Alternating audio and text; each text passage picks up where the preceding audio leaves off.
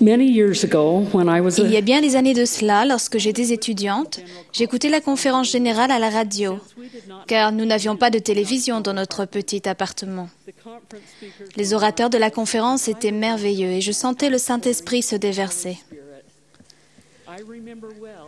Je me souviens bien d'une autorité générale qui a parlé du Sauveur et de son ministère, puis a rendu un fervent témoignage. Le Saint-Esprit a confirmé à mon âme qu'il avait dit la vérité.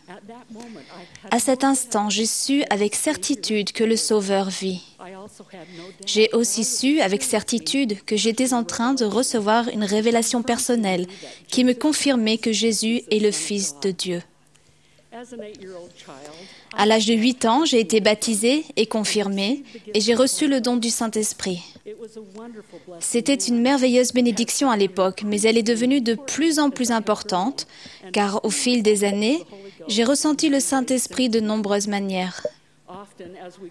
Souvent, lorsque nous passons de l'enfance à l'adolescence, puis à l'âge adulte, nous rencontrons des difficultés et nous avons des expériences qui nous amènent à savoir que nous avons besoin de l'aide divine qui nous est donnée par le Saint-Esprit. Lorsque les difficultés surviennent, nous pouvons nous demander « Quelle est la solution à mon problème ? Et comment savoir ce que je dois faire ?» Je me souviens souvent du passage du livre de Mormon où Léhi enseigne l'Évangile à sa famille. Il lui fait part de nombreuses révélations et enseignements à propos des choses à venir dans les derniers jours. Néphi a demandé au Seigneur de le guider pour lui permettre de comprendre plus complètement les enseignements de son père. Il a été édifié, béni et inspiré de savoir que les enseignements de son père étaient vrais. Cela lui a permis de suivre soigneusement les commandements du Seigneur et de mener une vie juste. Il a reçu une révélation personnelle pour le guider. Ses frères, eux, se disputaient parce qu'ils ne comprenaient pas les enseignements de leur père. Néphi leur a alors posé une question très importante. « Avez-vous interrogé le Seigneur ?» Ils ont répondu faiblement « Non, car le Seigneur ne nous révèle rien de la sorte. » Néphi a saisi cette occasion pour enseigner à ses frères comment recevoir une révélation personnelle. Il a dit « Ne vous souvenez-vous pas des choses que le Seigneur a dites ? Si vous ne vous endurcissez pas le cœur et me demandez avec foi, croyant que vous recevrez, étant diligent à garder mes commandements, assurément ces choses vous seront révélées. » La manière de recevoir une révélation personnelle est très claire. Nous devons avoir le désir de la recevoir. Nous ne devons pas nous endurcir le cœur. Nous devons croire réellement que nous recevrons une réponse, puis respecter diligemment les commandements de Dieu. Le fait de procéder de la sorte ne signifie pas que chaque fois que nous posons une question à Dieu, la réponse apparaîtra immédiatement avec chaque détail de ce que nous devons faire. Cependant, cela signifie que si nous respectons diligemment les commandements et demandons avec foi, les réponses viendront à la façon du Seigneur et en son temps. Quand j'étais enfant, je pensais que la révélation personnelle ou les réponses aux prières se manifestaient d'une voix audible. En effet, nous recevons certaines révélations en entendant une voix. Cependant, j'ai appris que l'Esprit parle de nombreuses manières. Les Doctrines et Alliances, à la section 6, expliquent plusieurs manières par lesquelles nous pouvons recevoir la révélation. Tu m'as interrogé et voici, toutes les fois que tu m'as interrogé, tu as reçu des instructions de mon esprit. J'ai éclairé ton esprit. N'ai-je pas apaisé ton esprit à ce sujet ? Dans d'autres écritures, nous en apprenons plus sur la manière de recevoir la révélation. Je te le dirai dans ton esprit et dans ton cœur par le Saint-Esprit qui viendra sur toi et qui demeurera dans ton cœur. C'est là l'esprit de révélation. Si c'est juste, je ferai en sorte que ton sein brûle au-dedans de toi, C'est ainsi que tu sentiras que c'est juste.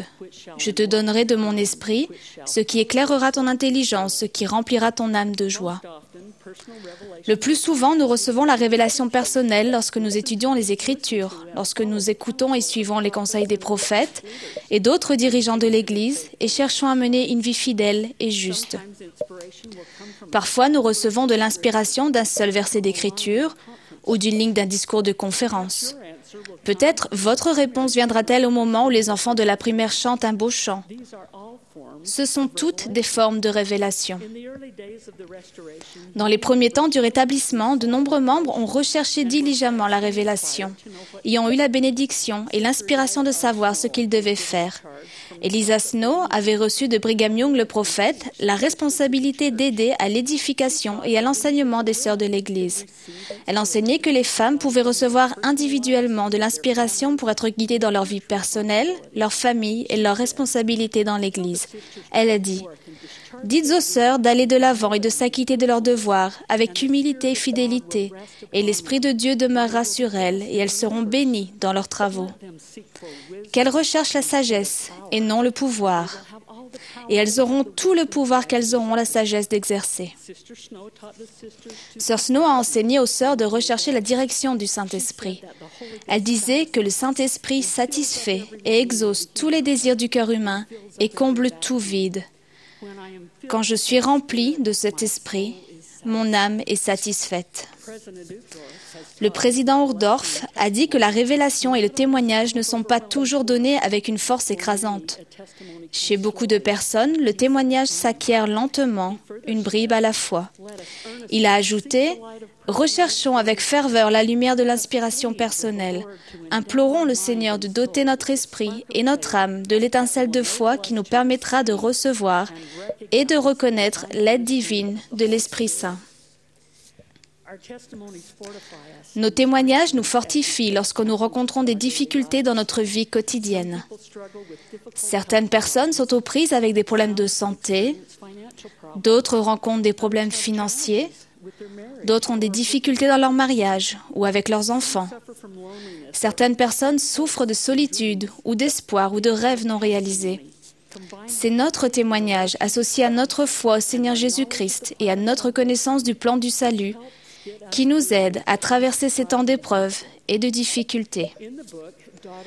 Dans le livre « Filles dans mon royaume », nous lisons l'histoire de Hedwig Breichel, une Allemande qui a connu beaucoup de chagrin et de privations durant la Deuxième Guerre mondiale. Par amour et de par sa nature charitable, et alors qu'elle était elle-même dans une grande nécessité, elle a partagé sa nourriture de bon cœur avec un prisonnier de guerre qui mourait de faim. Plus tard, lorsqu'on lui a demandé comment elle avait pu garder son témoignage pendant toutes ces épreuves, elle a répondu « Ce n'est pas moi qui ai gardé mon témoignage pendant cette période, c'est mon témoignage qui m'a gardé. » Ce n'est pas parce que nous avons un fort témoignage qu'il en sera toujours ainsi. Nous devons le nourrir et le fortifier afin qu'il ait suffisamment de pouvoir pour nous soutenir. C'est l'une des raisons pour lesquelles nous nous réunissons souvent, afin de prendre la Sainte Seine, de renouveler nos alliances et d'être nourris de la bonne parole de Dieu.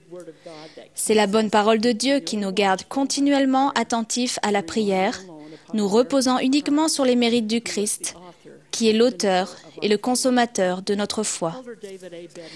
David Bednar nous a dit « Recherchez et appliquez convenablement l'esprit de révélation, et je vous promets que vous marcherez la lumière du Seigneur. » Tantôt l'esprit de révélation agira immédiatement et intensément, tantôt subtilement et progressivement, et souvent si délicatement que vous n'en serez même pas conscient.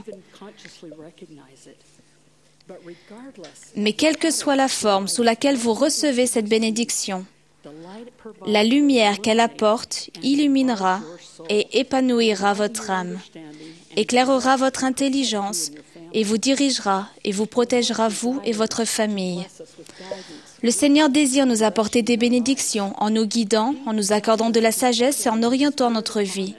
Il désire déverser son esprit sur nous. Encore une fois, en ce qui concerne la révélation personnelle, nous devons avoir le désir de la recevoir. Nous ne devons pas nous endurcir le cœur, Nous devons croire réellement que nous recevrons une réponse, puis respecter diligemment les commandements de Dieu. Puis si nous recherchons des réponses à nos questions, il nous bénira en nous accordant son esprit. J'en témoigne au nom de Jésus-Christ. Amen.